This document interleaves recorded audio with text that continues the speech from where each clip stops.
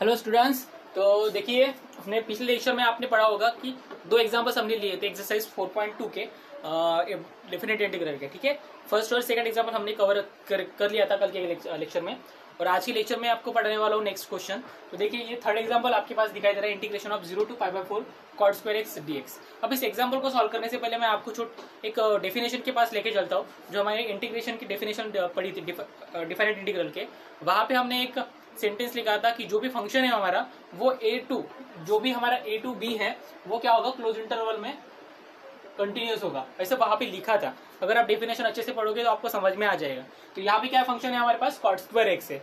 चल cot square x है, तो cot square x फंक्शन एक जस्ट दो फंक्शन का कंपोजिशन है, एक तो x स्क्वायर का कंपोजिशन है, x स्क्वायर और cot x का कंपोजिशन फंक्शन है।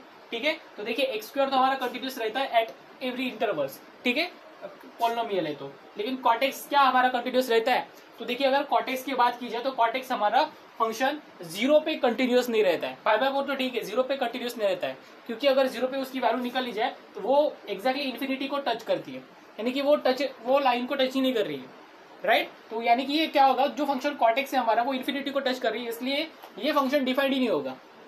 अगर आप इसको सॉल्व भी करते हो, एंड में आंसर भी निकालते हो, तो ये फंक्शन डिफाइंड ही नहीं होगा, आपको इन्फिनिटी एंड में इन्फिनिटी मिलेगा आंसर।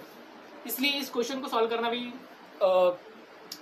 सॉल्व ही मत कीजिए एक्चुअली, क्योंकि इसकी लिमिट यहाँ पे रॉन्ग दी हुई है। उस किताब में, जो भी आपके पास किताब है, उस किताब में ये जो लिमिट है zero is impossible for this cot square x।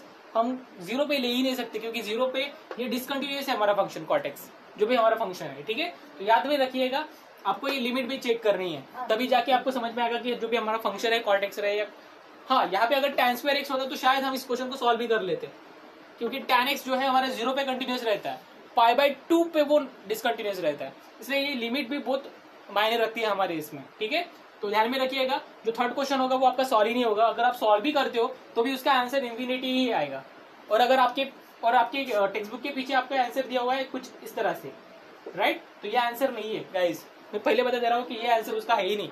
ठीक है, ये आधा आंसर हो गया उसका, जब हम लिमिट π/4 पुट करते हैं, उसमें जो भी आंसर आएगा आपका एंड में, उसमें अगर आप लिमिट पुट करते π/4 तो आपको ये आंसर मिलेगा। लेकिन जब भी आप 0 पुट करोगे तो ये आंसर इन्फिनिटी मिलेगा, और जब ये इन्फिनिटी और कोई भी चीज ऐड हो जाती है तो आंसर आपको इन्फिनिटी ही आएगा।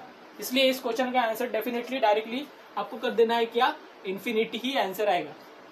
तो अगर आप एंड में आंसर निकालोगे तो ये इन्फिनिटी के साथ अगर ऐड करते हो तो आंसर एंड में आप लिख दीजिए इन्फिनिटी।